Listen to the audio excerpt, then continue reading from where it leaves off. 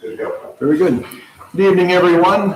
Council, Danielle, our fiscal officer, Chief Rizzo, and our solicitor, Bridie Matheny, and to all those out in the internet land, this is the South Russell Village budget meeting of March 27th, 2023, to review finances with in the village.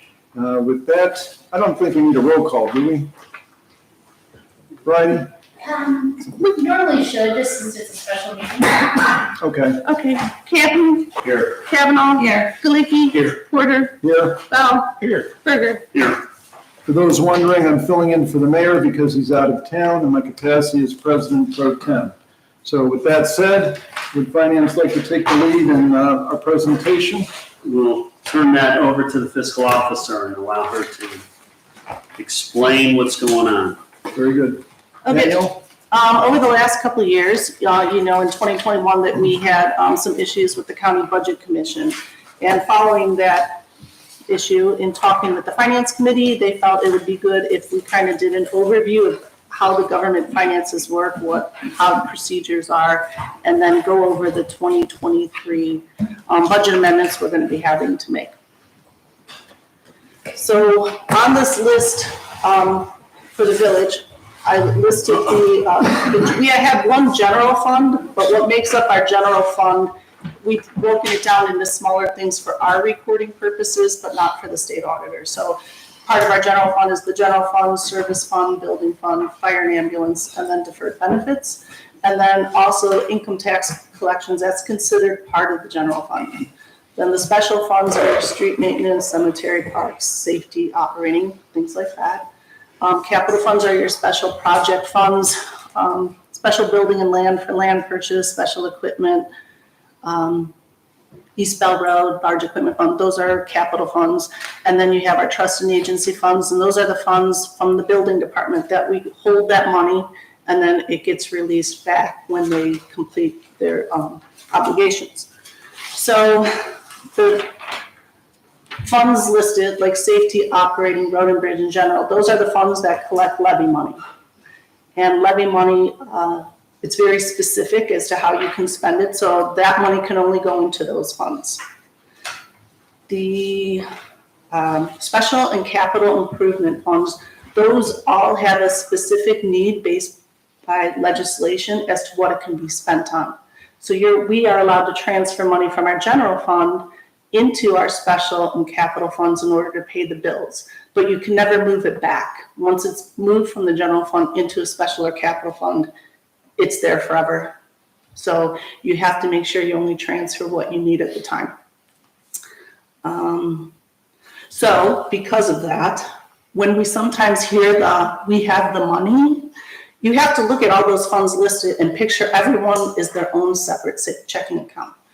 Even though we have it all in one bank account, everything gets treated as a separate bank account. So when you guys say we have the money, if the money is not in that fund, we don't have the money. So we have to make sure that the money is in that fund before we do the expenses for that fund. And then when you guys do amendments and amendments to the appropriations and transfers throughout the year, you guys approve it, but you're not the final authority. It then has to go, I have to send it to the county, and the county budget commission has to sign off on it before we're allowed to transfer them or make amendments. That's why it's critical that I know ahead of time before our council meeting when we're going to have a large purchase, because I often hear it's in the budget, but just because it's in the budget doesn't mean the money's in the fund to pay the expense. So there's some legislation and stuff that has to be done before we get to that point. That's why I always ask, get it to me beforehand so I can make sure the money is in the fund and the legislation is written. The county auditor, they oversee all our revenues and make sure that we have the revenues available for the expenses we're going to spend. The state auditor audits our annual financial statements. They make sure that we are spending the money appropriately from each fund, making sure it's only getting transferred from the general fund to the other funds and not back. And that's when we ran into that problem last year where we did a transfer where it should have been in advance. So we won't do that anymore. But and all this is set by ORC regulations. But this is our cash balances, doing a 5-year look back. And from this list, you can see January of 2018 was our lowest balance, month-end balance. And September of 21 was our highest balance over the last 5 years. That is also right around the time we went to the Tax Budget Commission and we had the issues with how are we spending our money. So you can see that was the high point we were at. And you can see our balances have gone down since that time, and our 2023 balances are below 21 and 22. This report, you guys, it's always been posted in the online council packets. I don't know how many of you go and look at it online. We're going to start including it in the council, all council packets, even the paper ones. These are all the different funds we have, and those are the balances of every fund. So at the end of every month, you can see what the total balance for each fund is. So even though overall we might have the money, doesn't necessarily mean we have the money in the fund.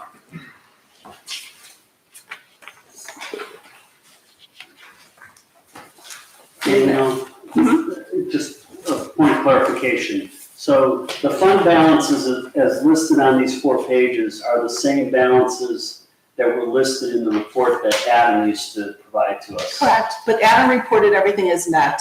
So this is all reported on gross because that's what required by the state. Okay. And this is more detailed than But everything.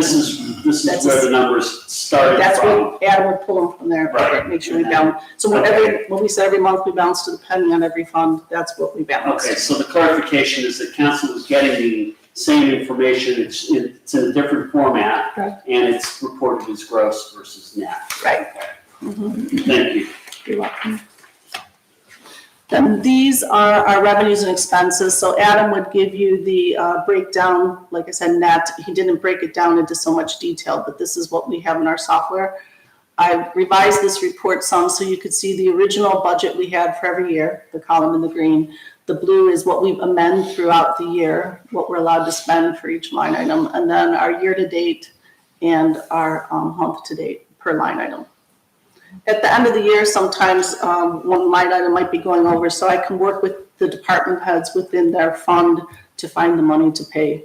But this would be a good report for you to see what the budget is and what we spent year-to-date and month-to-date. And this will be in council packets on a regular basis too. And then since we no longer have the fiscal auditor report, I did go through on some of the things he did have that I felt were so important for council to see. So this report on your left, the financial summary, will be included in your council packets once a month because it tells you where all the money is invested and then where we sit for year-to-date and month-to-date. And then I'll also list things noteworthy that have happened that month. Like on this month, we got the EMS billings, which happens quarterly, and advance of real estate taxes, which only happens like January, February, and then again in July.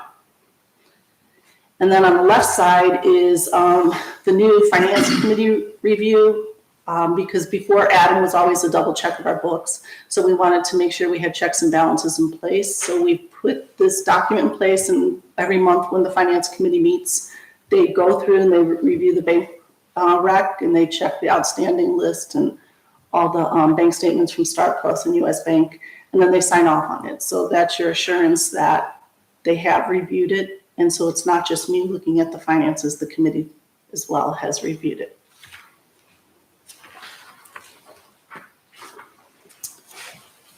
And then this is, these are the timelines for budgeting purposes. Mostly there's a lot of other deadlines for other things, but in January is when I have to get certified what our year-end cash balances were at the end of the year. And then those have to go to the county, and then the budget commission has to approve them for that year, that we have, what funds we have available for spending. And then in February is the annual financial report that gets filed with the state auditor's office. And that's the report that we get audited on every other year. They come out every other year, but they audit every year. And then July 5th is when I have to, in ORC, it states the date I have to advertise the tax budget hearing by, and then you have to adopt it by July 15th, and then it has to be filed with the county by July 20th. And then in August, we had the tax budget hearing with the County Budget Commission. And then in September is when council approves what the Budget Commission has certified. And then we have to get the certification for the tax levies to the county auditor by the September 30th. And then December is when we have to file our budget for the next year. And then it all starts again in January. Who makes up the county budget commission? I don't know It's that. the state, the county prosecutor, auditor, and treasurer. That's right, okay. And they meet twice a month. So in going through the budgets for 2023, we have a lot of projects that are in the works. So there was a lot of things council wanted when we did our budget in November that we weren't able to do due to restrictions of the tax budget at the time. So now it's come time to amend our budget for this year. So I went through and started looking at what we have to do. These are the mandatory things we're required to budget for this year because we're in the middle of contracts or we have grant funding coming. So these are the mandatory things that have to be done. So because we passed that legislation to put $100,000 into the large equipment fund every year, that the items in red are what the appropriations have to be amended for. Items in green are what the certificate of balances have to be amended for with the county. So we have to budget another $100,000 for a transfer into the large equipment fund and then get our certificate increased to $100,000. Then for the salt dome, we were budgeting $625,000. There's the land clearing, that land has to be cleared next to it, and I heard that that's going to be done in-house, but there's still a cost associated with that. Not that we necessarily have to put it in this line. We don't have to budget out of that fund because they are getting paid, but it is something to be aware of. But if stuff has to be rented to do that land clearing, those are costs that we would want to put with the salt dome.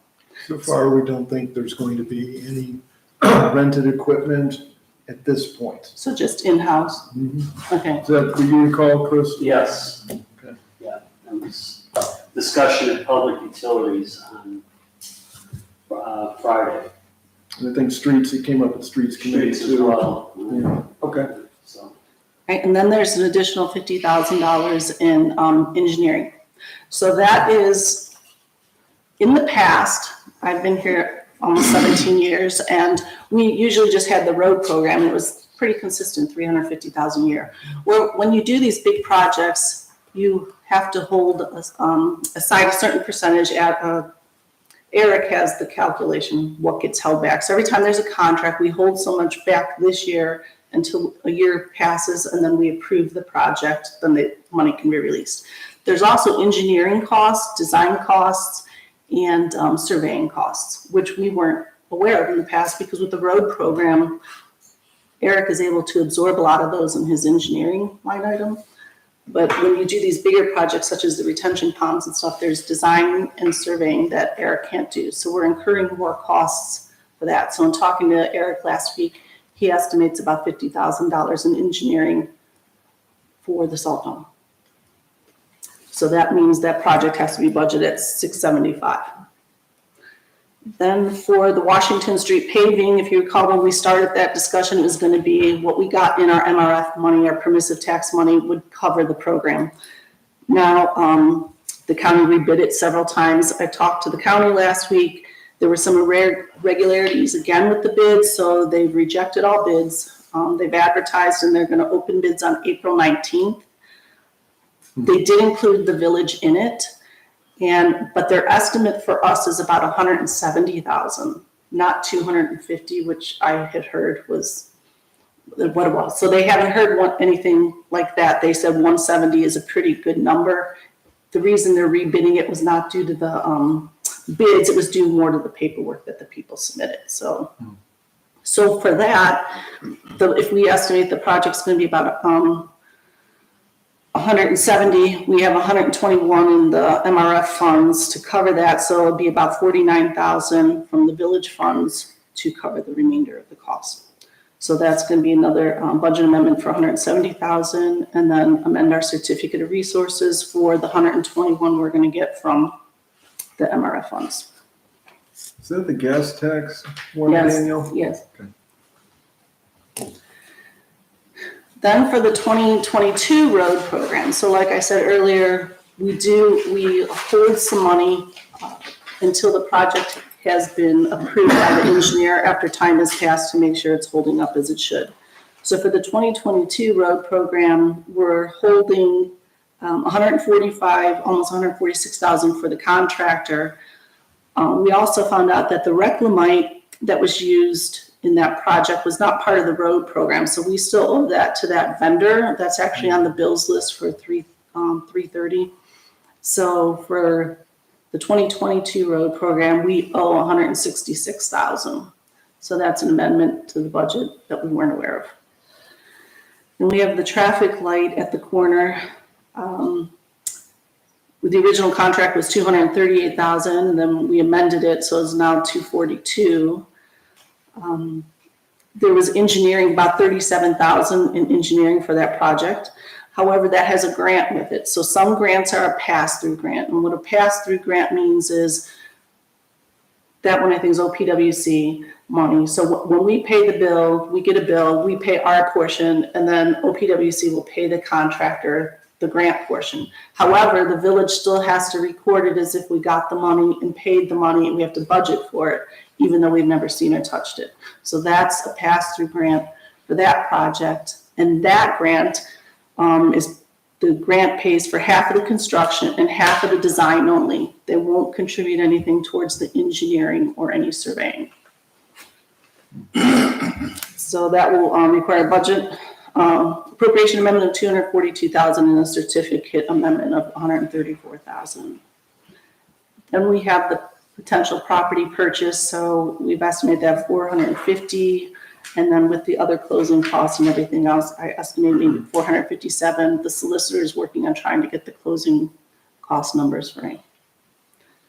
The culvert project, the original contract was 147,000. That was about 71,000 in engineering, surveying, and design. So far to date, we've paid 42,000, almost 43,000. So we owe another 128,000 in engineering on that. Did you say 128 or was it 28? 28,000. 20, yeah, you could say that. Oh, sorry, 28,000. That's another pass-through grant, and on that grant, they're only paying half of the contract only. So they're paying, and that limit is at 96.7 because that's how the grant application was written. For that, that's for the 4 culverts. OPWC is paying half the construction for Manor Brook and the culvert by the basin. And then the intersection culvert and the culvert by the lantern are the village's responsibility. There's no grant funding for that.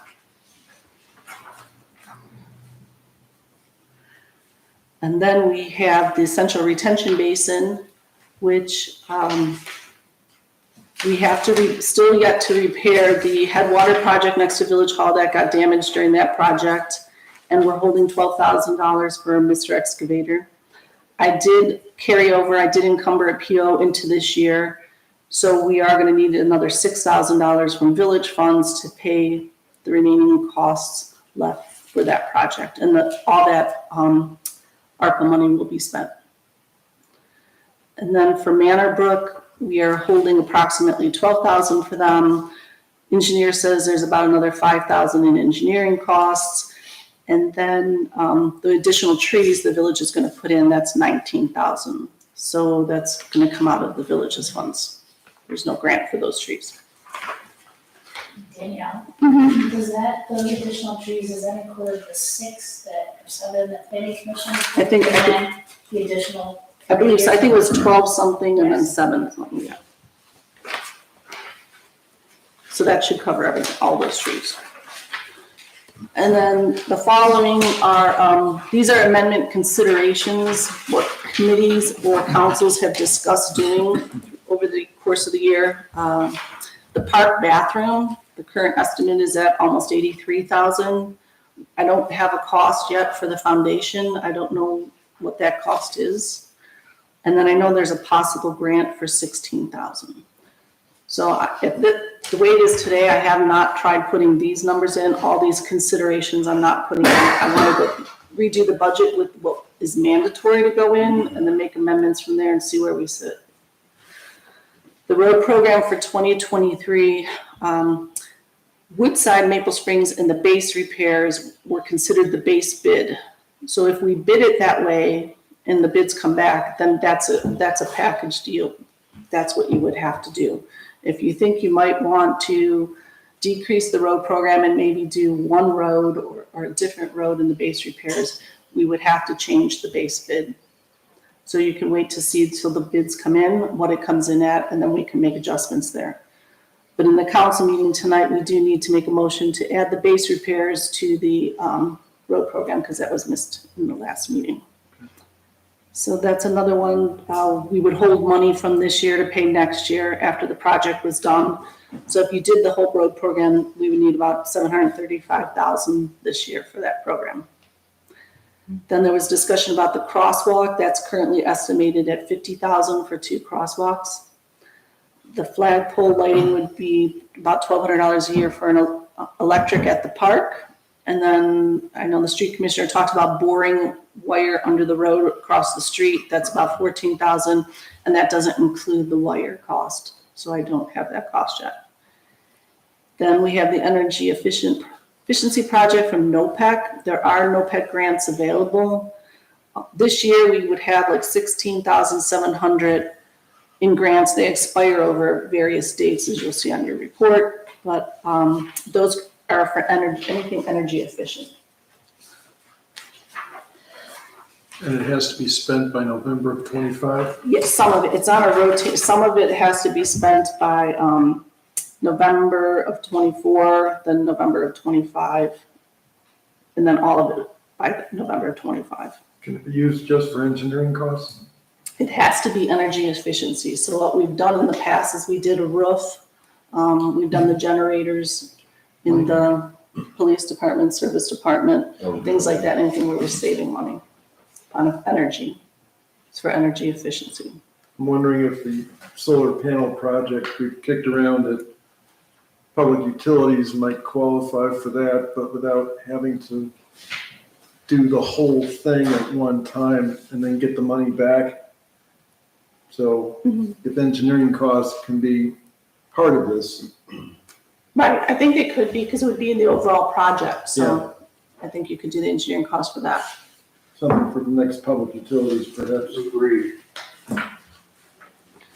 And then these are just a list of additional things that committees have discussed that we have no dollar amounts for, but just to keep in the back of your mind, depending on how the budget looks, is the ditch cleaning, park, French drain, columbarium possibility, and these other items. So that's all I have for that. I did give you in your council packets the budget spreadsheets, and I highlighted in yellow the changes that would have to be amended that I know of right now in the mandatory column. I haven't had a chance to go through and run it to see exactly where we will end at year end. One of my numbers, I have a discrepancy between the county auditor's office and I, so I have to contact them tomorrow. But, so all the items in that spreadsheet I gave you in the yellow are items, those are all amendments we're gonna have to make, and I hope to have that legislation ready by the next council meeting. But I think council's gonna have to discuss what you wanna do with the budget, because there's a lot of things that were, like the road program, I don't have in there at all. What I have in there now is just what we have to finish from 2022, and then the Washington Street and what we owe, from 2022 and then Washington Street. I didn't put any road program in as of yet. It's council, I don't think we're gonna be able to do that big of a road program. Daniel, when are the bids being opened for the road program? For the county, April 19th. Okay, and for us, we haven't gone out to bid yet, because you just approved at the last meeting, and then today they're gonna add the base repairs. base repairs. Okay. So I guess it's really council's decision. Do you want me to prepare it with just all the mandatory things in? And then, I mean, it's your discussion, it's your budget. I'm just trying to show you where we stand. There's a lot of mandatory costs out there. Then I have this, if you noticed, in all those projects, there was all these engineering costs, design costs that we weren't aware of in the past because we pretty much did the road program. But now we're getting into more projects. Well, I created these worksheets for department heads to work with their committees and get quotes on. So if we have a capital project, we can give it to, I gave Eric one for the culvert project, and I told him to go through, this is a draft, show if there's anything else we need, but if he could let us know what is the project is gonna be this much, so how much will engineering be, how much will design be, how much will surveying be, because we don't know those costs. And in the past, we weren't budgeting for them, and then we were always coming in over because those were costs we didn't know about. And then from the capital purchases, same thing with, when we do big purchases, we should always be finding out, do we do a trade-in or do we sell it on our own? With the loader, we found out we were too far along the process. We found out during the process that the vendor said we probably would have gotten more for the loader had we sold it outright. But we were too far down the line, so those are things we should explore up front. So the finance committee discussed having department heads and their committees work on this. If you have an idea, get a good estimate, figure out what all the costs are, and then if it's something council does think they want to go forward with, then getting actual costs, and then they can make the final decision, rather than getting caught off guard in the council meeting. So that would mostly be for vehicles and things, the purchase? Yeah, vehicles, it could be equipment too, if you're buying computers or equipment or Okay. things, you should always find out what's better, a trade-in, or do we sell it on our own? That was the big copier debate some years ago. Yeah, copier. And then plus too, like on the projects, there was like engineering and design and all that we didn't know anything about. Or for example, the bathroom at the park, then you gotta make sure you're covering all costs. If we just say approve the bathroom for $83,000 and we find out the foundation's another $10,000, you have to make sure we plan for everything. So Danielle, for the roads program, last meeting, we approved the motion for the base bid. Right. If we wanted to alter that a little bit, would we have to do an amendment or put a motion to amend that? Or can we just say, hey, I think you would, to amend what your base bid's gonna be, because that's how it's gonna get advertised. because So you can we have to do the advertise. base bid. Hmm? We have to do the base bid, but the alternates give us a little more flexibility. Right. So if you don't think you're gonna wanna do a road program that big, you can change what your base bid is. Or you can do all roads separately, but I know that costs usually come in less when you group them together. But we may not have the funds for that. I don't know if we'll have the funds for that 750,000, but, and that's all, it's not my decision, that's council's decision. What are you comfortable with as a cash balance after all these purchases? The salt dome and the potential property purchase, we weren't counting on those, and that's over $1 million. That's all I have. So Daniel, Go ahead. Daniel, when you're talking about like the required items, Mhm. so are you saying that your recommendation as fiscal officer is that we only do the required items? Or what's the danger if we go into like, and those required items did not include any roads for this year?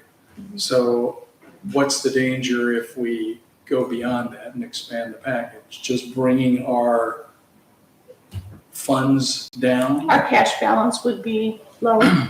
And we do have Bell Road East coming up in the next couple of years. That's council's call, what you guys are comfortable with as a cash balance.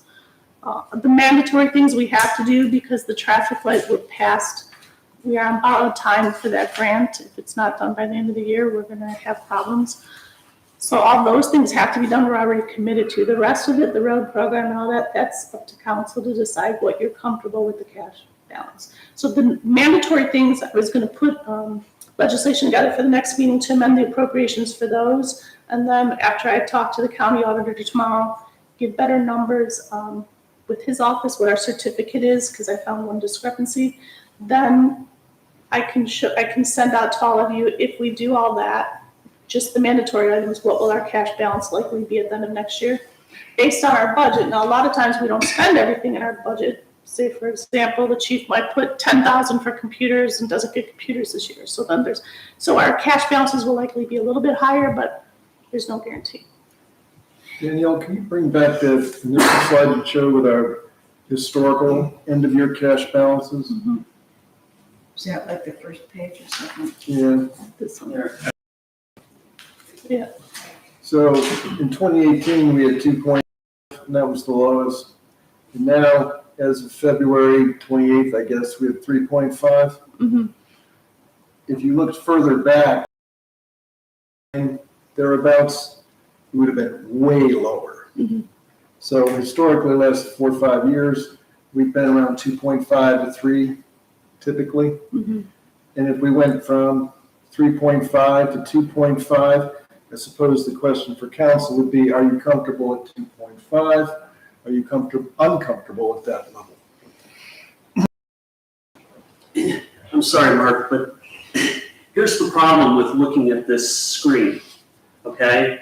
It doesn't tell us what our projected income is, and it doesn't tell us what we've already spent money on and what we anticipate spending money on. It's a snapshot in time that, so we're at 3.5, great.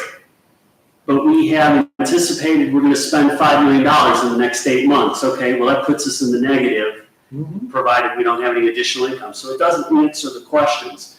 The more, for me, the better question is, what's our anticipated revenues? And we budgeted, but we also think that we under budgeted for income tax. Okay, income tax and investments, those are two more adjustments that we have. Okay, which may bring us a couple $100,000 more in revenue, okay? So we need to know what that number is, and then we need to know what our expenses are, okay?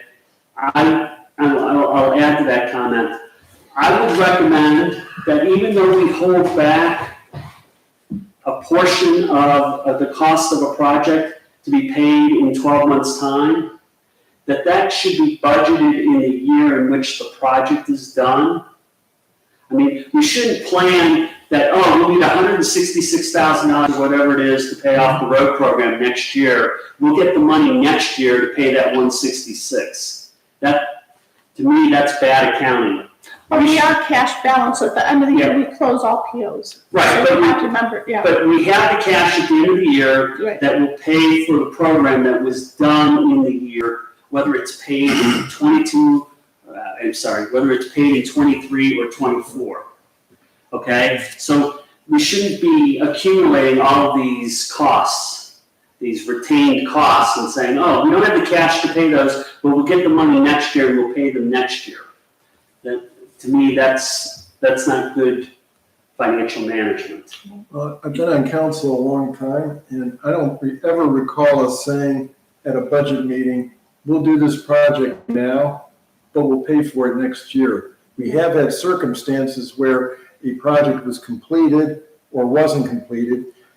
In the case where it was completed, sometimes it ended so close to the end of the year, the vendor didn't get their invoice to us until the next year. Sure, and So that's fine. technically, we're using next year money to pay prior year. Right. But I think it's the way to go. If you plan to have a project in a particular year, you finish it in that year, and you plan to pay for it in that year. You don't count on pushing it off. Right. That's foolish. Yeah, no, okay, so we're in agreement on that, Mark. Oh, yeah. And I appreciate that. But, so I think what we really need to understand is, if we do all the mandatory projects that have been outlined for us, and, you know, what's our cash balance gonna be if we actually do all the projects that are here, and with the income that we project, what's the number? And what do we feel comfortable with that number should be? Yes. I mean, should we, you know, it's really easy to throw out a round number and say, should it be $1 million? Should be the round number that we shouldn't drop below? That's our security blanket? Or should it be some percentage of the total budget?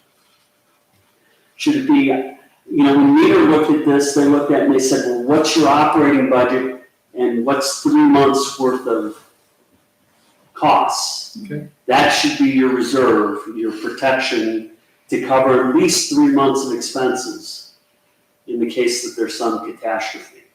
You know, I don't know, somebody's got to weigh in on what they think the measurement should be.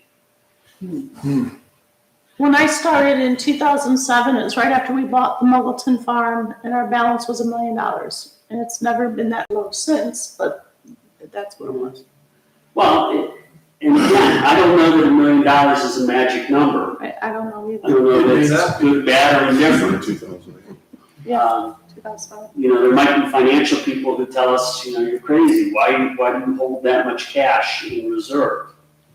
But, so that's the challenge. Sure. And then we work backwards and say, okay, if we're gonna hold $1 million in cash, then if we do all this stuff, what's our cash balance? And I think we roughly estimated it was 1.3. Yeah. We do all the mandatory stuff, and our income projection is what we think it is, which is, it's gonna be higher than what we budgeted for. But if it is what we think it is, we would end up at 1.3 at the end of the year. Okay. Now, that does not include 2023 road program. That's 1.3. Now you're gonna put the 2023 road program on top of it, and is that gonna be a $350,000 road program? Is that gonna be a 575? Is that gonna be an 825? I mean, what's the number? And you work back from there and you say, oops, okay, now, you know, we dropped below that $1 million threshold. Does that bother anybody? Well, I can tell you, one year, the road program number was 0. But if we're holding 3.5 at present in the bank, I can't imagine we wouldn't do a fairly significant road program because the streets need it. And out here in the village, what do we provide our residents? Great streets and snow plowing and services that are pretty basic compared to Cleveland Heights, Solon, the other ones. In part, that's because the residents have indicated over the years, that's what they want. They don't want sidewalks, they don't want street lights necessarily, any of that stuff. But if we're going to say, you know, $1 million, $1.5 million, $2 million, whatever that number might be for a comfort level, perhaps finance could make a recommendation as to what that comfort level should be. I agree with the roads. I think the anomaly we have this year, though, is that salt dome that needs to be taken care of because it's a safety concern. It And I is. think that's a real problem. It's gotta Okay, come from somewhere. right, well, you've got 4 items that are non-repetitive items. The culvert pipes, Mhm. you know, theoretically, you're not gonna do for what, 50 years, hopefully? Whatever culvert pipes will last. I don't know, when were they installed? Probably the 50s? So Yeah. yeah, about every 50, 60 50, years. 60 years, okay, so it's not an issue that we have to worry about. The salt dome is a non-repeating issue. Yeah. In theory. The traffic light is a non-repeating issue, and the purchase of property is a non-repeating issue. So these are all one-off expenses, which should give us some comfort in saying, if these were going to be annual expenses repeating every year, and we were dropping below the $1 million level, that would be a concern, or a greater concern. But this year, we have to make cuts to be able to afford those. No. Right. To be able to do those things, you go back to people and say, hey, it was a good decision. You know, And But let's- and if I may, thank you for bringing those points up. Those are very well. Those are excellent points to bring up. I've always thought that our number one challenge here was stormwater runoff. And the last couple of years, I believe we've had about 5 projects, something like that. Quite a few. So maybe, just maybe, right? Fingers crossed, we've solved that challenge. And as Chris mentioned, you know, the salt dome and the lights and the property and whatnot, we may, after investing in all these projects, of course, there's a lot of unknowns and things happen. We might go 5, 6 years with relatively calm waters. Well, I guess I think of it this way, to add your list of one-timers, the Central Retention Basin, Manor Brook 1, although there's the potential for Manor Brook 2. And if the Manor Brook Gardens people called us and said, come on over and, you know, do the project, there'd be another one-time off. So we don't want to get in the habit of, we're counting on one-time one-offs, and every year we have one-offs. Right. You know, at that point, it's not a one-off anymore, but at the stormwater situation has Manor Brook 2, maybe a detention pond at Fox Run, maybe. And that's the end of, correct me if I'm wrong, the 2004 stormwater study of major projects. And then we see how it works. Okay, Well, I mean, You don't know. and there may be other stormwater things that we need to do afterwards. But the big study recommendations will have been done. It only took us 20-some years, but these are big dollar items, to your point, Chris. And hopefully, we're one and done with them. And then we can do more roads, we can do bridge repairs, we can do other things. so with the mandatory amendments as outlined here, and with major projects, the one-off projects that we've done, my rough calculation was that was about $2.5 million Okay. worth of what we would call capital improvement projects in the village over the past 3 years. That's a significant amount of money that we will have spent or will spend in this year. So would we, with those types of issues out of the way, would we then be comfortable in saying, you know, sure, we could live with a minimum cash balance of 800,000 or 700,000, knowing that in theory, that will start to build up again because we have the revenue streams that we can expect over the next several years. Well, that brings up a good point. Our income tax revenue is much higher than we thought it would be the last few years. But if the working from home trend continues, and I don't know, Solicitor, has the Supreme Court issued its ruling on the, that whole issue about Cleveland collecting taxes on people who weren't physically present yet? Not yet, but they heard oral arguments, I guess, last month, so it will take some time. Soon, we hope. And then there's HB1 where they're thinking about, you know, the state would like to get rid of the tax. So, you know, there's a lot of unknowns, things can change. Good. You know, the only thing, I mean, it's not flawed logic to say that, you know, in the next couple of years, there might be some potential for income. And I don't want to throw geopolitics into the village of South Russell, but I will say that with the instability of the world, you know, and the markets and the potential of recession, which has not necessarily gone away, let's not be too Pollyanna-ish as we decide to run down our cash reserves, so to speak, because, you know, in a millisecond, things could turn really south, and then there is no income from income tax, and, you know, or it's significantly reduced, or laws change, which affects what villages and municipalities get in terms of state aid for their tax dollar, and then the state apportions it as they wish. But, you know, I just, you know, I've never been, you know, a guy who goes to the track and bets on the horses. And I just, I'm just cautioning to say, be careful, because it may not be all rainbows and unicorns. Yes. I agree with you 100%. I have been poor and I've had a few dollars. I'd much prefer to have a few dollars in the bank. Yep. Just in case. And things change at the state. So we used to get more in local government tax, and then the state was having money problems, so they cut our funding. So that's decreased. Now there's a fight to get the rest of it back. But when I started, we used to have inheritance tax, and that's what we would be using for these big projects. But when the state got rid of that, there's nothing to take its place. Now, luckily for our village, we never budgeted that. That was always the extra to use for these capital projects. But so I guess my point being, we don't know what the state's going to do, so I think you have to decide what's a safe number as a balance, but I would caution not to go too low in case something gets changed at the state level.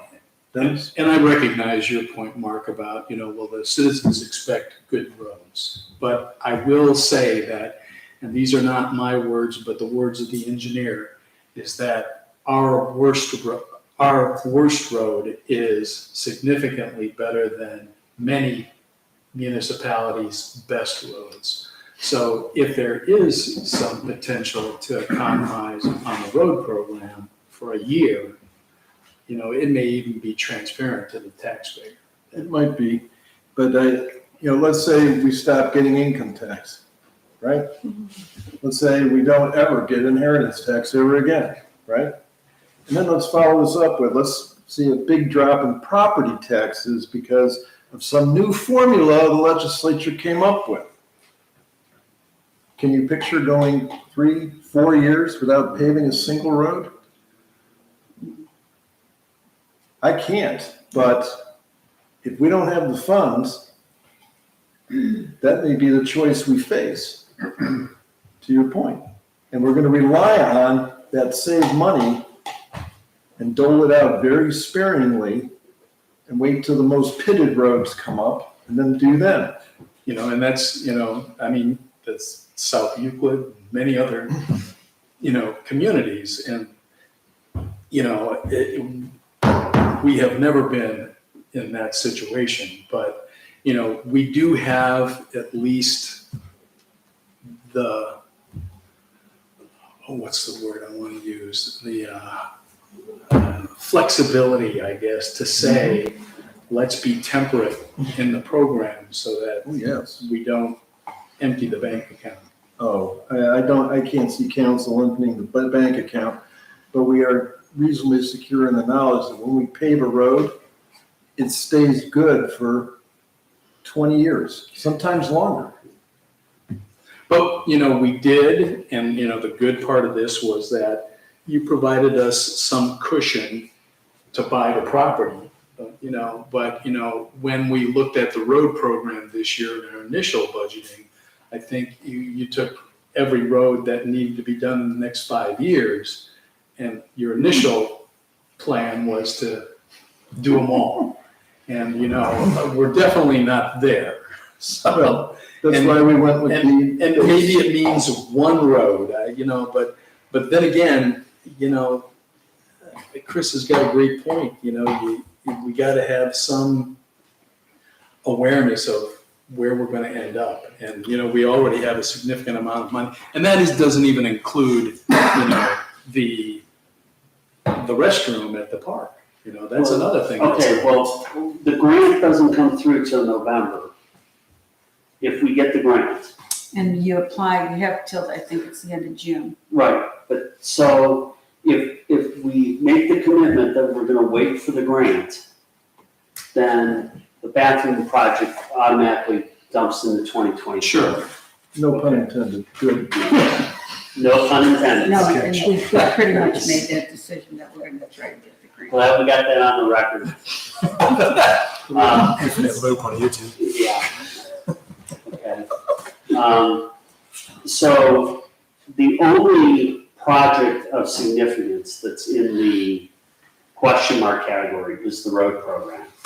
And so I think what finance is saying to the streets committee is, when you sit down to decide what you're going to bid on, I mean, knowing that whatever they bid on, you have to take it as a package for at least that base program. Now you have to think about, is it 585? Is it is it one street and the repairs? And that would put us at like 275. Mhm. Or however you're going to structure the bid process. But that's the real number. That's the real issue today. Okay. And knowing that if our numbers are right, that we're at about, we would end up at about $1.3 million, and then whatever the road program is. So if you spend $600 on the road program, that takes us down to $700,000 as our cash balance. Is that too low?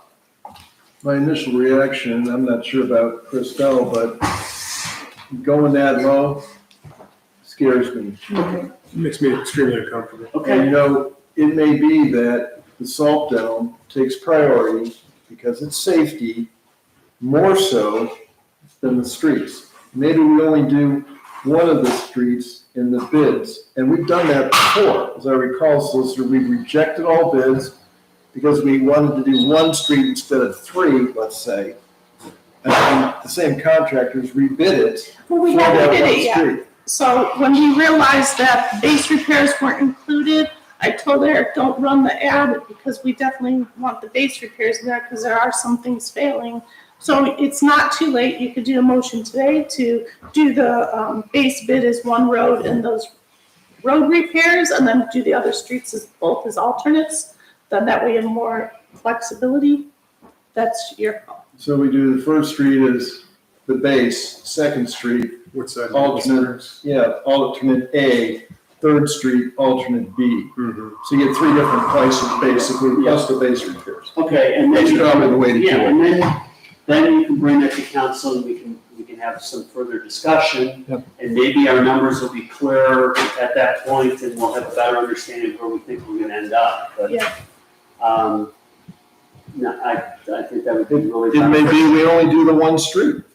Yeah. For all we know, the bid comes in for the worst of them, way higher than we thought. Well, if the East Washington project is any indication, anticipating 120 and ending up at 170, Yeah, it may be an expensive paving year. quite possibly. Any other comments? Is there a motion to adjourn? Second? Second. All in favor? We are adjourned at 6:53. Thank you, Danielle. Very helpful.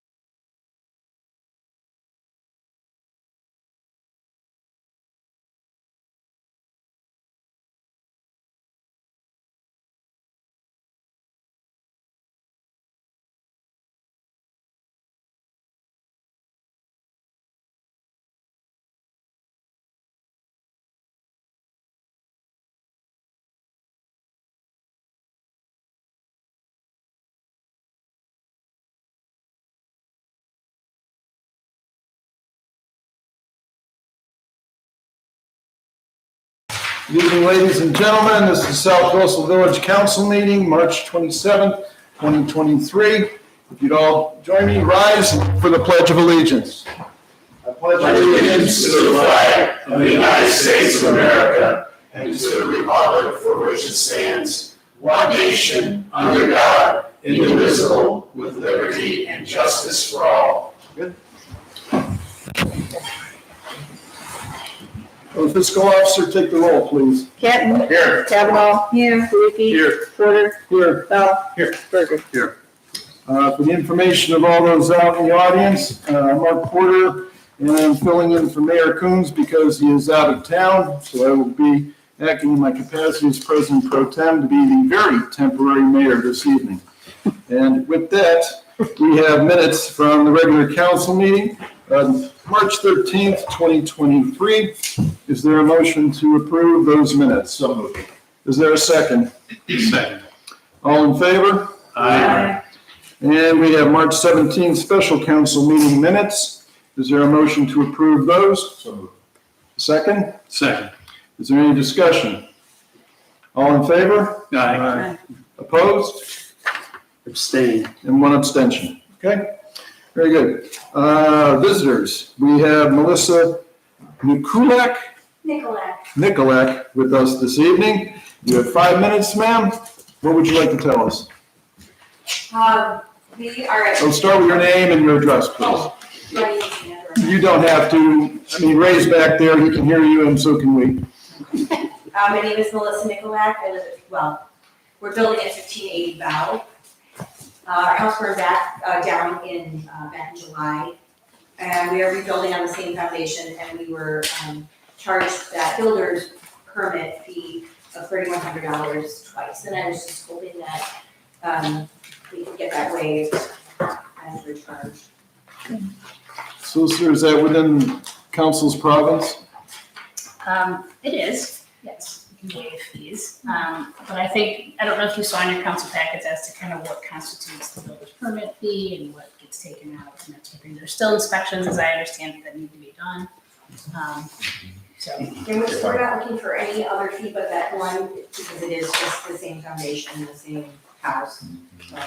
Is there a recommendation from building? So building's stance at the moment is that a lot of inspections were done on the first property before it burned.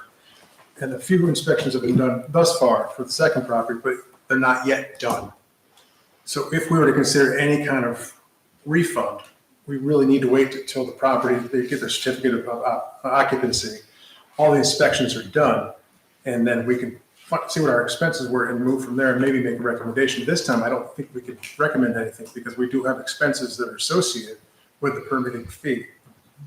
Dave has quite a few inspections, maybe re-inspections that may be coming up. I don't know, I just want to make sure if we were to consider something at the end of the process, I'm only concerned about ordinance 1440.04 subsection D. It says no refund or permit fees, no refund for permit fees. Would that require an ordinance change for us? I mean, you guys could look into amending an ordinance, yes.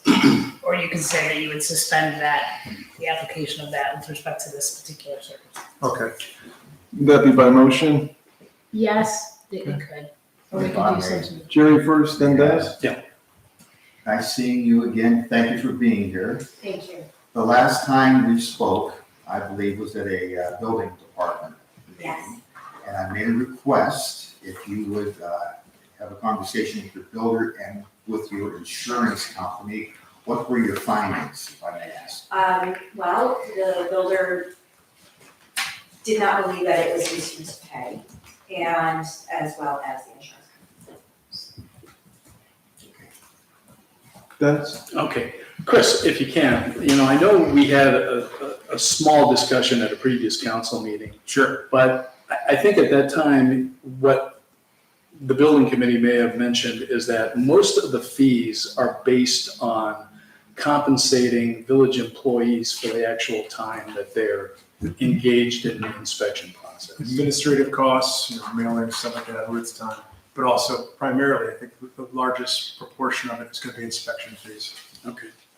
So there might be some redundancy. Is that what I'm hearing you say? Yes, definitely, there, as Mrs. Nicolak, is that right? That's Nicolak, correct. mentioned, the foundation was the same and approved, so there's no reinspection needed for the foundation. So there's some leeway there that, take away from some of the potential costs, but at this time, we don't know. Okay. So I think that's where we're being cautious as a village with the taxpayers' money, but I completely understand the point where Mrs. Nicolak's coming from, their family, and this is a tragedy for them. And I would ask the same thing if I was in her shoes. Sure. Were you hoping for a decision of council tonight, ma'am? I was, of course. When do you think your building will, or your home will be built, finished? Well, we have a tentative end of August timeframe. So. That's quite a while. Yeah, And, you know, I mean, it is, things are a great deal more expensive and difficult, so. Sure. Can we maybe commit to every 2 months, we can kind of do a back and forth between now and August for the inspector, you and the building committee, to kind of get an idea where the inspections are going? Kind of, I don't want to lead you astray and be like, hey, there's definitely gonna be money at the end available, we can give you a refund, and then it turns out there isn't. But I'd like to maintain the communication Okay. between us, so we can all be on the same page and we're not misleading you. So would it be in this form or is it just between you and me?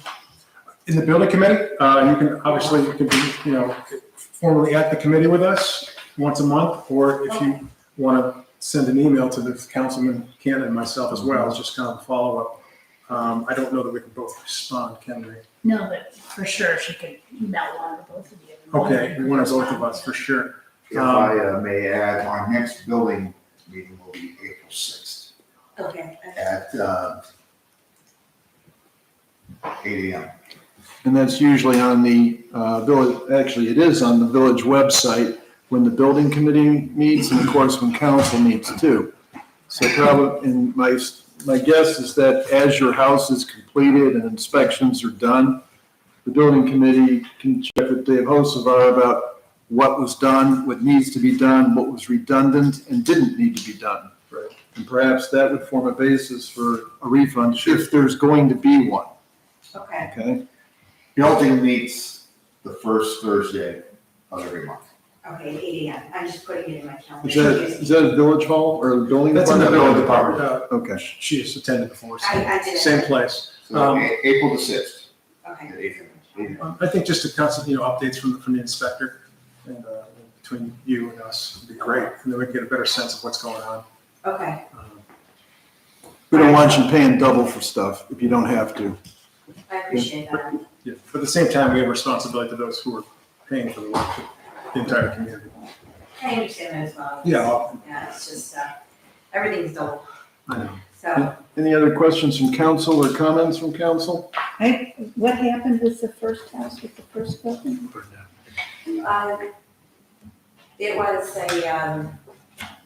I can just give you the whole story. It was Saturday night, I was there with my husband and children and the builder. And we were just kind of looking through because we were moving in on Monday. And. Wait a minute, you were moving in the next Monday? Yeah, it burned Wow. on Sunday, we were moving in Monday. Well, starting the process, but I had already, the whole summer was committed to emptying my attic. It was from Solon, the whole basement, everything was there with the exception of our beds and, the everyday things that I was using. And, so we were there Saturday night and just kind of walking through like we did all the time, and there were stained rags sitting in the master on the bench, and I guess they combusted and lit the whole, it was a maple closet, so it lit all that on fire and fell to the basement, and all the utilities were there, and it just, and then it shot across the roof, and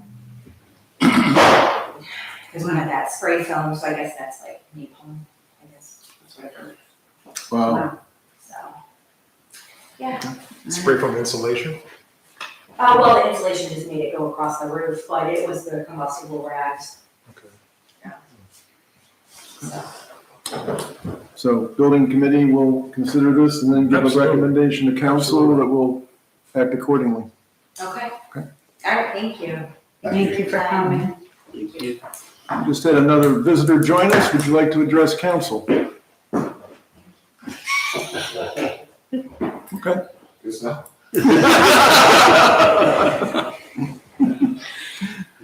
Ray, would you like to address council? That was easy. Oh, that's the mister? I don't know. I think so, yeah. Ray, would you like to, go ahead. Ray Sloss, I live at 114 Maple Ridge.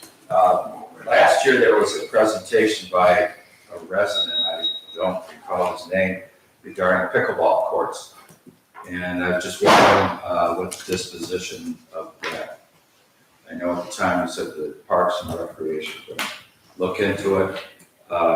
Just want to know if it's happening or not happening. I remember that. That was Ralph Richards. Yes, I think so, Ralph yeah. Richards. Ruth? All we've done is talked about it, Ray. We haven't gone forward with it or anything like that. There has been nobody that's contacted me. I think there is some interest for it. Do you have something you want to say in favor of it, or? I do. There's a lot of folks my age and younger that are getting into pickleball, and we'd like to see something happen. A lot of the communities around here, of course, have something, and I believe we have the land, and just like to know if we can go forward and continue talking about this. Okay, yeah, we can continue to talk. We'll see what we can do there. Thank you. Thank When's you. the next Parks Committee? Next Parks meeting, Ray, is also April 6th, and that's not Parks. That would be property. Parks is gonna be the end of the month. We don't have a firm date, but probably somewhere 20th, 27th, something like Of that. this month? Yes, of April. Of April. Not of March, Okay. yeah. And we'll post it on the website. Thank you very much. Sure. Appreciate that. That's a good time to bring the proposal forward and see what Parks thinks of it. Good deal. Other things? Thank you very much. Does any council member wish to comment on pickleball? It's fun. It's kind of, Okay. And I beat my son yesterday. Ooh, okay. where did you play, Chris? Or Wembley. It may not be in the budget this year, given our last meeting. Thanks, Ray.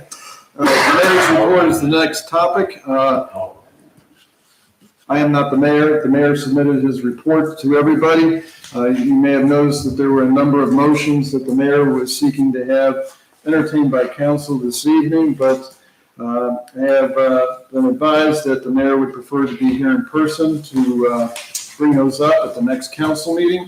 So the mayor's report is what it says, and we will therefore not be considering the motions that the mayor recommended. Is that your understanding, Ruth? That is my understanding, and this is probably a good time for me to interject. When I said, this was when I was running for election, I said regardless of the outcome, if I win or lose, I'll do the 100th, thinking what I did 25 years ago, which was before we had committed, before we had the elevator, before we had the trees, before we had the salt dome, we had a big tent outside. And I think we had like 150 people come. Nancy Gallagher was the hostess with the mostest, and I did the talking with our wonderful speakers, all of whom are gone except for one. And we cut a cake, had some punch, that sort of thing. That was kind of the extent of it. In addition, Nancy helped me gather. We put together a pamphlet, which was a booklet, and I still have them, that did the questionnaires of the older residents, most of whom were grandchildren of founders. And so that was significant because they heard this or they remembered their dad hearing that, and these folks are gone. They are gone. There's really nobody left to ask. Our mayor, God love him, he has expanded this into a lot of stuff and some really good ideas, and some where I've said, you're driving me nuts. But they all could bear fruit, and the best, I think you probably saw it on there, we've been invited to be, I believe he has been invited to be the Grand Marshal for the Blossom Time Parade. And that's like, boy, that's coveted. That's a wonderful thing. So that being said, yes, we can hold off on those till 2 more weeks. Well, since the mayor is absent, would it not be the perfect time to make him the grand marshal by motion? Well, it's, It's the village of South Russell, it's. It's the whole village. Unfortunately, Sugar, isn't that Sugar Falls? That's them, but, It's the JC's call, yeah. yeah, but they, And the mayor indicated it was the village, but we've seen no details. So we will not need to settle that issue this evening. No. Chris, did you want to make mention of, what the finance committee asked the mayor or his request for all the motions? All the motions, well, our concern, from finance was that we were being asked to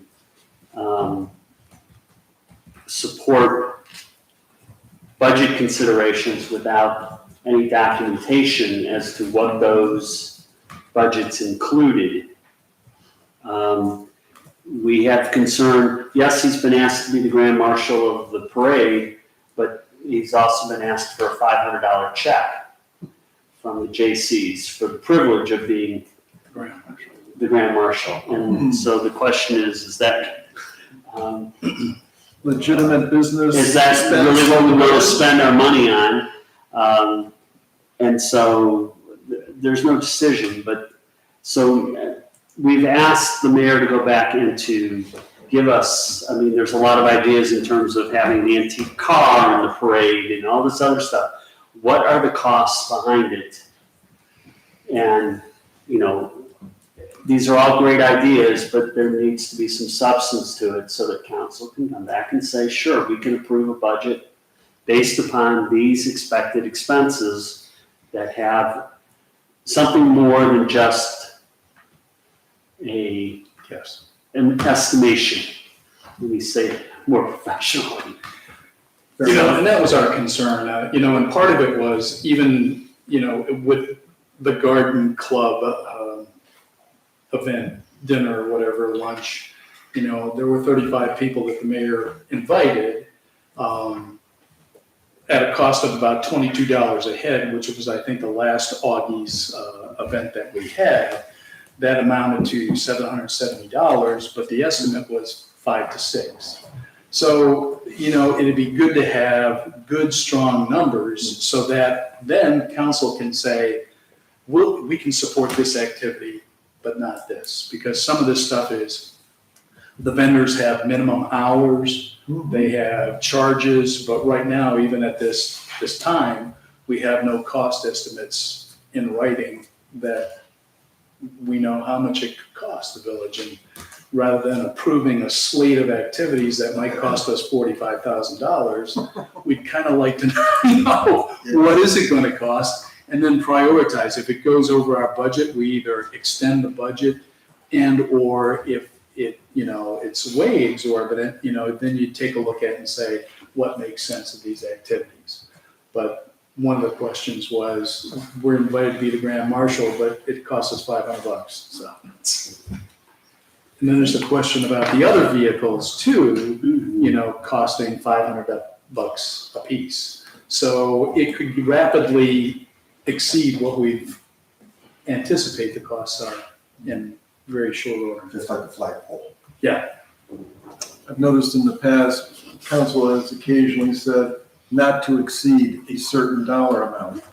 And if the project went, or whatever it was, went above that, it would be the mayor on the hook. I think that was one of Matt Brett's things when he went over on some winter storm thing, and he wound up not getting it from council, but taking it from the mayor's discretionary fund. That was before I started, but yes. Yeah. But be that as it may, There may not be enough in the mayor's discretionary fund. well, that was a big risk. And there is, like a couple things where, just as a reminder, if you're gonna have food at an event, we have legislation in place, what food we're allowed to, what the village is allowed to spend money on food for, and that is not one, so that would have to be addressed. That which one legislation. is that, Danielle? Like if you did the park appreciation thing or something that's talking about at Augie's for however many people, we can't spend money on food, that's not permitted. Our by the state. But we did pass legislation listing the events we can spend money on food, but that event is not one, so council would have to take action for that. Any other comments on the mayor's report? May I ask one question again? I'm Sure, Ray. interrupt. Ray Schloss again. Mayor Young passed away this past week. Are you all gonna do anything, a proclamation on his behalf? Ray, I did a very short, I can't say eulogy, just a short, what is it, a recap Yes. of how I worked with him and what he'd done before me, how he was on, I believe, I was at ZBA, and then he went to council in, he started early 80s, 83 here at the village. He gave 17 years to the village and 9 more as commissioner. So we did, I don't believe we did a proclamation, but that's not a bad idea. Many cities do that I've been Yeah, working with, and it would be I think it'd be a very nice thing to do for his family. We've done this in the past, Yeah. like when Matt Brett left, there was a proclamation I'm sure we did recognizing one when service. he left, office, but we can draft one for the next meeting. Yes. For council's Thank you Council- very much. In Thanks, favor Ray. of this? Thank you. Okay, That'd be a good idea. yes, please do, Daniel. Mhm. Okay. So fiscal officer's report, beyond what she did from 6 to 7 tonight. Nothing else. I'm just hoping that it gives you guys some insight and understanding to how the government finances work and why, I sometimes get frustrated when I hear that we have the money because there's more to it. So if we could just be more cognizant of that and keep me in the loop beforehand would be good. That's all. Did have one question. I don't know whether it's better for the fiscal officer or the solicitor, but I did notice in the solicitor's billing, there were bills associated with the selling of property at Kensington Green. And I'm wondering why the village is being charged for potential sale of property of a private community. Because they've raised that question to the building department, it's whether or not they're able to sell their green space. Are we That talking is- Fox Run or Kensington? Kensington. A little over 1,000. And that's actually not the only subdivision that's No, asked, it's in the bill. so but isn't green space usually a set aside? it depends. So you see Kensington Green is actually a residential neighborhood, they have a very specific acreage that they have to have as green space. There's another subdivision that's asking a very similar question, and that is also they're not a residential neighborhood, they're multifamily, it's very confusing. Dave has been looking at this a lot, I would be surprised if it's not on his bills. So you were approached by the HOA, No, I was approached by the village, our village, correct, who, you know. from the building department. to Okay, look so the into- building department approached you about that Correct, because they approached the building department or? yes, Kensington Green has approached, and Their so that's HOA. another subdivision, correct. And that's a normal question, that's a subdivision regulation that you guys have that we look into, it's a zoning issue as well, it's also a plat issue, that's all planning commission and building department, 100%. What I've read, it's 25% unless otherwise specified. So that is the confusion though. Yeah. There's a lot more to it with respect to the multifamily, you know, residential, there's a lot. And, you know, again, these are all platted, so, and they've all been deeded as green space. So there's a lot that would have to be undone. This is a gigantic undertaking. My recollection is most of the HOAs, the individual members have an interest in the common area personal to them.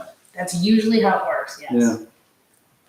But, you know, some of these are done in phases, and some of them Yeah. have sub-associations, so it's actually, and again, the undertaking is mostly, quite frankly, on the proposer. So the Yeah. homeowner and the property owners and the COA or the condo association or the homeowners association, whatever. But when they've asked the question of the village and they're asking us to answer certain legal questions, yes, Well, thanks for the no clarification. problem. And you know, being a resident of Kensington, I didn't even know that the question was up for discussion Yep. to sell any of our property. As I see 2 other members of Kensington Green are looking at and saying, Right, you know, we didn't know either. I was surprised to see that on the bill. When I was reviewing the bill, it just Sure. came as a surprise because there had been no discussion among the household members of that HOA. So, Yep. thanks for the no clarification. problem. So as a follow-up to that question, if they would decide to go forward with undoing the 38 steps that need to be done in order to do it, I'm assuming there would be your involvement in this process? I would have to advise the village, yes. The village, okay, so there could be a significant cost to the village without recompense from the HOA to undo all of these steps. Is that, and there's no way of putting that cost on the HOA? Oh, or- no, they have a gigantic cost too, because they have Yes, to come but- up with the actual plan, but they're asking us actually if it's at all doable. Okay, but if they would decide to go forward, could we charge the HOA for the Absolutely. costs of, okay? It would have So to we be could for be planning. reimbursed for all of our expenses? A lot of them, so we have to Okay. go before planning commission for sure. Okay, I actually believe this might even involve the county, planning commission.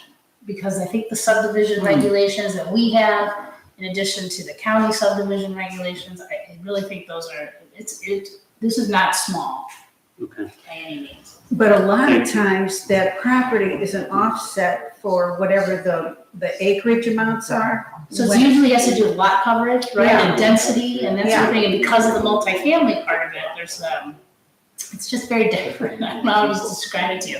Plus, there were a series of planning commission meetings, and I'm not 100% sure the meeting minutes necessarily, followed the code to a T. In other words, did they approve certain things and allow certain things with conditions and that sort of thing that's not necessarily on the plan? I mean, again, we're not even down into the weeds of that, but it could get to that, because again, it's not as crystal clear as Kensington Green, again, residential neighborhood, very specific as to the exact amount of green space they must have. With Manor Brook, whatever, the other subdivision, it is not clear in our code. What's clear is that they're multifamily and there's certain acreage you have to do a very different percentage. Dave's figuring out all the percentage. I'm clearly not doing any of the numbers. But they need to bring a proposal. Right now, they're just kind of asking some questions. We're trying to make sure that. This throws me because when developers come, they know what they're asking for and they know what the lot requirements are. Yes, And this is one way around extreme large lot, is that you have this set aside. right. And that seems wrong to even consider to get rid of it. Or the other way, where you have a limited number of houses on a certain acreage, rather than, Cleveland Heights type houses where, University Heights type, where they're, 5 feet away Yeah. from each other. It's the other way it goes. So we kind of like it in the In middle, the middle. but yes. Does that answer your question, Dennis? Yeah, Okay. yeah, I just had no idea what was going on, and nor did the other two council members, it appears, that are residents of Kensington. Right. But, thank you for the clarification. No problem. And Danielle, anything more to your report? That wasn't my time, that was Francis' time. That time will not count against you. Okay, and next, Finance Committee. Thank you, sir. Finance Committee met on Friday, March 24th. Essentially, there is no report as of yet. It will be forthcoming to you, but you heard the report from the finance, from the fiscal officer tonight, and that was essentially our conversation. One of the things we did do, which you heard in the report, is we reviewed the bank account, the bank rec, the credit card report, and signed off on all of those things. So that process is going forward. And that is the report, subject to any comment. Nothing further, thanks, Councilman Chris. Galicki. You need to get motion to approve that pavement.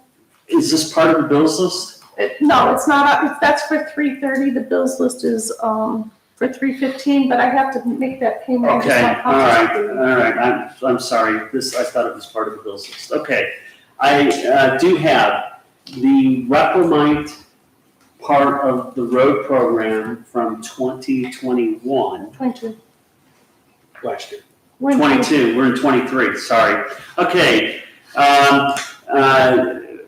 we need to make a payment to Pavement Technology for $20,234.23.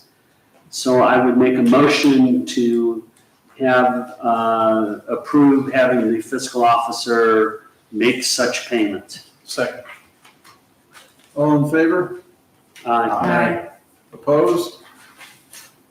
Motion passed. Very Thank good. you. That concludes the report. Questions of Finance Committee? Hearing none, on to the solicitor. I was just gonna report about the Supreme Court hearing the arguments in that tax case, but also if there's any way we can go into executive session for a very, very, very short period of time, I promise it'll be short. It would be for the purchase of property and or pending or imminent litigation conferred with the solicitor. Sounds good. Questions of the solicitor? Hearing none, on to the street committee. Streets Committee, first and foremost, we meet again on Friday, April the 7th at 7:30 a.m. in the Streets Department office. Everyone's welcome. There are usually donuts available. We do have two, that's my most important point. We do have two things for the meeting tonight. One, first and foremost, by April 1st every year by ordinance, we have to approve the two service flags we put in the corners of Bell and Chillicothe. So I believe this year, Mark, it is scheduled to be the Space Force for the first time and the United States Army. Yep. And in addition to that motion, we'll, as we mentioned in the previous meeting, I would like to make an amendment to the roads program bid package that we previously approved at the last meeting. So first and foremost, a motion to present the flags of the United States Army and Space Force at the corner of Bell and Chillicothe roads as permitted by existing ordinance in 2023, declaring an emergency and waiving further readings. Motion, it's by motion. It's just. That's just my- No, it's It is a motion. It's a motion. Is there a second to the motion? sure, second. Thank you. All in favor? Aye. Opposed? Abstain? Motion passes. Very good. Second motion? Second one, motion to amend the 2023 roads program, giving the mayor, fiscal officer, and solicitor authority to go out to bid for the village road base repairs, with alternate A being Woodside Road, alternate B being Maple Springs Drive, declaring an emergency and waiving further readings. And you did the base repairs, right? Correct. And you have A, B, and C. Go out to bid for village road base repairs, yes. He presented two That's the main. options. Yeah, well, And then the two alternates, alternate A being Woodside Road, alternate B being Maple Springs I Drive. know. Okay. Thank you. Is there a second? second. All in favor? Aye. Opposed? Motion passes. That's just a motion. And somebody needs to notify the engineer. Mm-hmm. So, Danielle, will you be doing that? yeah, well, Very good. Thank you. So the base repairs would be the base bid. and then just the wood sign also. Woodside and Maple Springs would be two different alternates. Okay. Okay, thank you. Anything further from the Streets Committee? Unless there's something from you, standing mayor. No, nothing from me. Any questions for the Streets Committee? Very good. Let's move on to the Building Committee. Building Committee, we had a special meeting on March the 16th here at Village Hall. To give the mayor the opportunity to introduce us to two potential alternates for the Planning Commission. He has three people in mind, and he would like to discuss at the next Building Committee the potential for us to consider a change to our ordinance that would allow for three alternates to the Planning Commission with no more than two serving at one meeting at one time.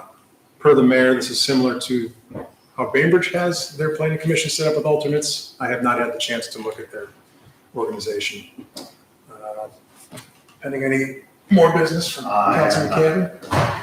That's all I got. So the Building Committee will hear it all and then give a recommendation to Yep, council. we'll talk about it in the upcoming meetings, starting in April. Very good.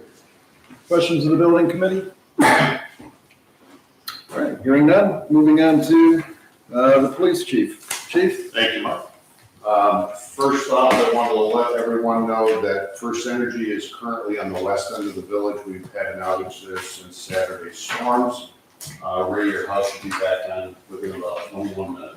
Thank you so much. So they're finishing up right now. Why is here? You came here for light and heat. That's why. whole Sugar Heights area and Laurel Brook have been without power, a lot of generators running. So that's supposed to be up and running very soon here. They're just finishing up right now. Road's closed, by the way. The only other thing I had to mention, House Bill 84. I got a note that they're looking to lower the age of police officers from 21 to 18 years old, trying to widen the pool of candidates. I just thought that was an interesting note that we just received for 18 years old. Have you formed any opinions on that yet? No, it says it's in the first hearing. So current status, that was March 8th. I don't know anything else about it, but I find that very interesting. Any questions for the police chief? To the police chief through the solicitor. Does the village, when there are things like power outages for multiple days, does the village have the authority or ability to provide any kind of shelter for, or warmth for I believe we did. citizens? What have we done in the past when there's like flooding or no water? Haven't we done? We used to notify them, send out an e-blast that there was water available and that they can come to Village Hall during office hours if they need to warm up. Okay. I wasn't aware that there was power outage. Yeah, if we don't get any requests or anything, we don't normally go out of our way to, open Village Hall, but we've made mention that we could open Village Hall. I don't think anyone's really taken advantage of it any time in recent years. But yeah, we offer it, to try and, warm up, charge their phones, use the facility. I mentioned the mild weather would have played a role this weekend. Possibly, and a lot of people, they, from what we understand, just go rent a hotel somewhere until things get cleared up. There are a lot of residents on the west end of town that have generators too, so a lot of generators on. I believe people are sharing resources out there, but yeah, we haven't had the need to open a warming center. We also have Gurney School as a backup we can utilize in an extreme emergency. That's great. I didn't know if we had restrictions. Yeah, so basically to put some context into this, it's about 55 homes on the west end. So it's not a heck of a lot, but pretty substantial. Four Rays included in that group. First time it's happened in a long, long time. I bet you have a generator, Ray. You don't. And, Wow. oh, they never need it. Any other questions of the police chief? Hearing none, we are moving on then to the safety committee. Thank you very much. Safety Committee will be meeting on April the 6th at 9 a.m. at the police station.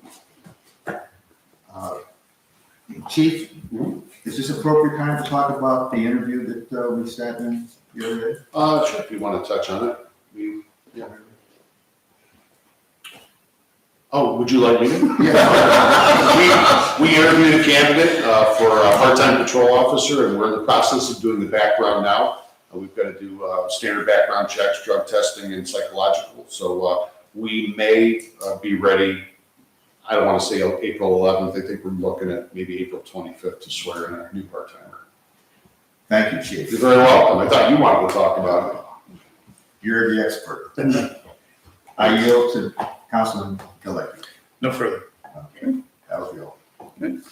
And moving on, if there are no questions for the safety committee, HR committee?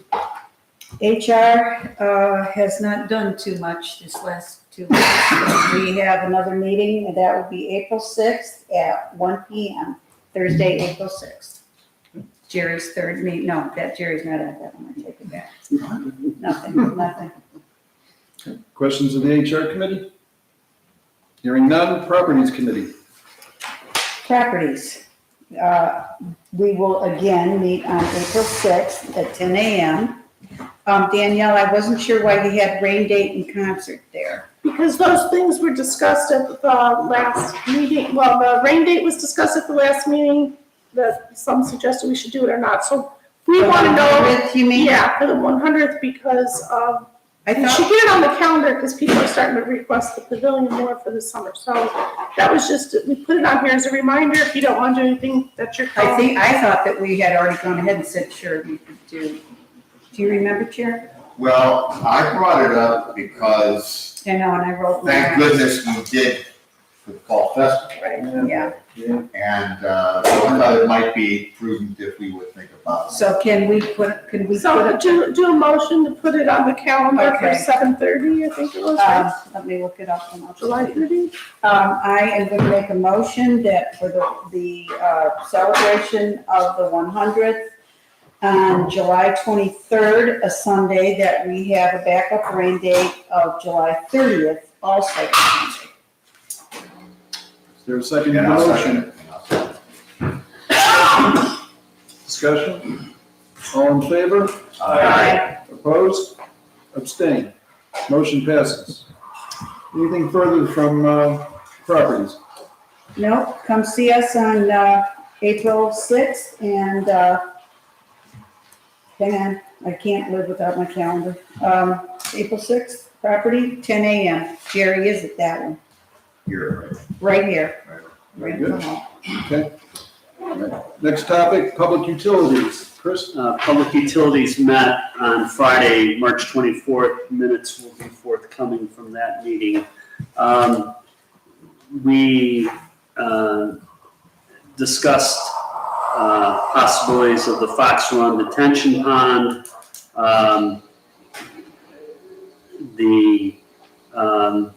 Mark had a discussion with the HOA president, which it wasn't a negative, but it wasn't an extreme positive either. So that's a possibility. Again, waiting to see if that turns out to be a real need. Okay, The detention time. the detention pond for Fox Run, Got it. which would help everybody downhill from that area. We had a discussion with the streets commissioner regarding the flagpole, the boring project to eliminate 2 of the meters. And he was going back to hopefully have contractors sharpen their pencil. We thought that the $14,000 number was excessive. The second bid he got was $22,000. So, yes.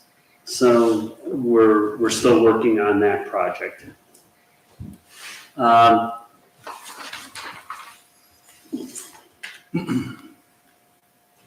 Those were the important things that we talked about. Anything else, Mark? I would just add that the Public Utilities Committee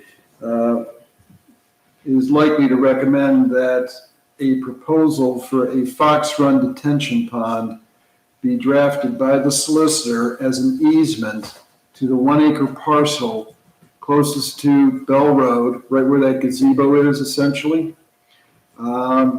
Because the HOA president indicated they were willing to entertain a proposal from the village for this purpose. And he made no guarantees about whether it would be received favorably or not, but if we don't ask, it's not going to happen. And I went over with him that it's not going to help Fox Run at all, but it sure would help Sugar Bush and everybody downstream, as Chris mentioned. And we would be hoping for some kind of draft at our next meeting, Bridie, if that's possible. Sure. And the idea is that the village would construct, establish, maintain, and be responsible for a detention pond not to exceed 1 acre in, width. And it'd probably be 4 or 5 feet deep for the purposes of stormwater retainage. Not that I want to add another big project to our list of things to do, but my guess is this will take some time.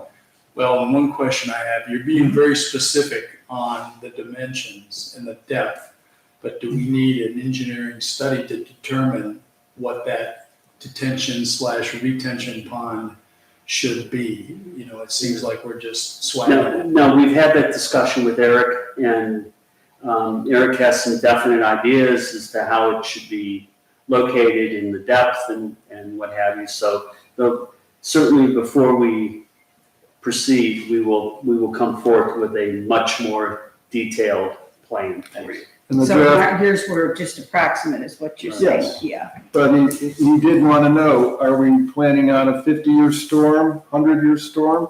And the committee's recommendation would that be for a 100-year storm like the central retention basin? And that it be able to accommodate that sort of water flow and rainfall, and that it's going to take some time to negotiate this. And with the knowledge that the HOA may say, no, we don't want to do that. We want to try to sell it, or whatever else they might be thinking of. And quite frankly, we're doing this because it's one of the last things on the 2004 stormwater study. And it was way down the list, but it was there, and Eric has recommended that we at least pursue this with Fox Run, and it starts with a proposal from the village to the HOA president to bring to his members. And if they're like Kensington, they gotta vote 2/3 in favor, +1, to make it happen. So will we be providing a legal description at this point or just wait? So in the typically, is my right, we describe the easement area by legal description and a map. Are we waiting on that? Just give the proposal with, or include it? I would include that Okay. because it tells them what they need to know. Where's it gonna be? What's it gonna look like? How much property are they granting us access to? And this may just be money out the window, Dennis, I don't know, but I do know if we don't ask, it's not happening. But we do want Manor Brook 2 to go through if we can, and this would be the last big piece of stormwater. And maybe we don't have one-offs next year and the year after, maybe. Danielle, is the stormwater study on the website? I believe so. Okay, what would that be under? I'll have to look and I'll let you know. I appreciate it, thank you. I do have a copy in my office. Yeah. Okay, that'd be great. Is it, how thick is it? Too much? It's not, it's like 15 pages, Okay. double-sided. Make me a copy. You know what, I'll scan it, I'll send it to Danielle, and, she can promulgate it as much as need be. Great, thank you. Sure. Okay, That concludes the report. very good. Any questions of public utilities? Hearing none, we're into ordinances and resolutions. And the first one is about taxes, so I think that's finance. This is a second reading of a resolution declaring it necessary to levy a tax in excess of the 10 mil levy limitation. Second reading. Very good. Next one is ordinance regarding roads. Therefore, Chris? Introduce and consider for adoption an ordinance approving the agreement with Grade Line, Inc. for the construction of the Village of South Russell's Chillicothe Road Culvert Replacement Project, authorizing the mayor to execute the agreement on behalf of the Village of South Russell and declaring an emergency. Moved to waive further readings. Is there a second? Second. Very well. Roll call, Daniel? Canton. It's the bills list, right? No. No, this is the last, Culvert. last. All right. Aye. Kavanaugh. Aye. Leaky. Aye. Porter. Abstain. Bell. Aye. Berger. Aye. Is he allowed to vote? Um, I thought he was. I believe that when you're the president pro tem sitting as the mayor, you have the mayor's,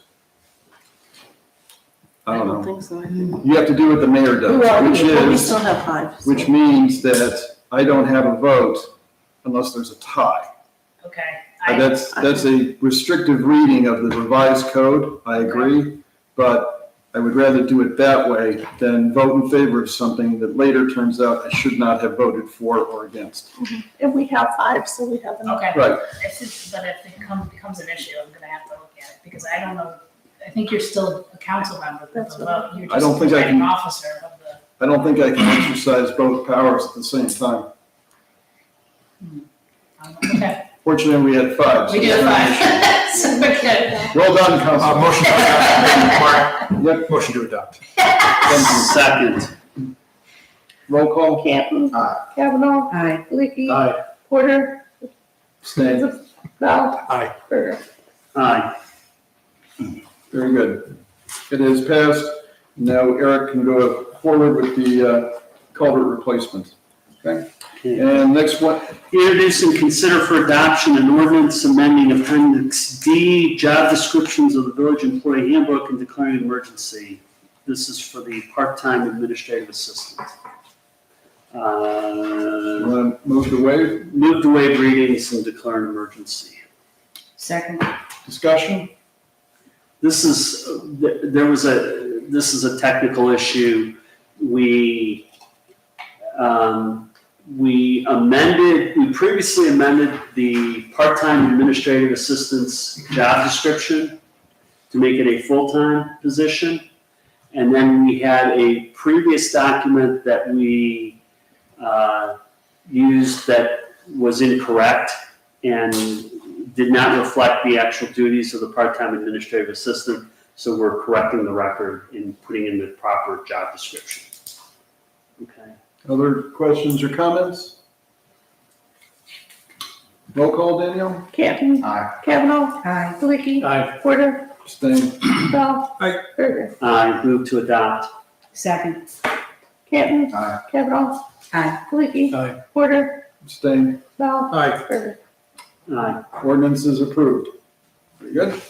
Next, motion to ratify the bills list. This looks like a finance thing. It is, we have a problem. I'll be happy to take it. No, you can take it, but if Jerry and I abstain, we don't have enough people to pass the bills list. If Mark is going to abstain as the chair. So there's only three. There's only three people. You can do it at the next meeting. Is that gonna put you in a? It's already paid, it's ratifying it anyway, so we'll just put it on the next bills list. That's fine. Okay. That's the first time I've been on council, we did not approve the bills list. Well, we didn't approve it last time because you weren't here. See? But I was there. So now we got to Yeah, so it's 2 weeks, it's 2 meetings in a row that we haven't approved it. Wow, we need to get our act together, at least I do. Okay, We need to quit paying bills for Manor yeah, that should be almost here, right? Yeah, hopefully. Okay, well, Manor 1, Well, Manor 2 is Manor Gardens, and we don't have a conflict with that because we don't have anything to do with Manor Gardens. No. So, good point. Okay, next thing, Danielle, take us around the horn for new other business. Canton. Nothing. Kavanaugh. The only thing I asked Danielle from you is when would Deb be coming in again? Let me know when you have work for her, and then I'll call her. I'll have work in the next, well, I'll have work by Monday. Okay, well, we'll touch base. Okay. Is that all you have? And yeah, I'm blanking out on something I didn't write down, but I can come back around. Go ahead. Galicki. None. Porter. None. Bell. None. Berger. none. Is there a motion now to go into executive session? Yes, would you like the police chief to be noticed? Please. Okay, thank you very much. A motion to enter into executive session for the purposes of discussing the possible purchase of property and conferring with the solicitor regarding pending or imminent litigation pursuant to section 121.22 G 2 and 3 of the Ohio Revised Code, and inviting the fiscal officer, solicitor, and police chief. Is there a second? You can write President Pro Tem, is it? And President Pro Tem. I appreciate that. Is there a second? Second. Ordinance, roll call, Okay, please, Danielle. Canton. Aye. Kavanaugh. Aye. Galicki. Aye. Porter. Abstain. Bell. Aye. Berger. Aye. You're in executive session at 7:54. See, Mark, I caught that one. You would have been out of here by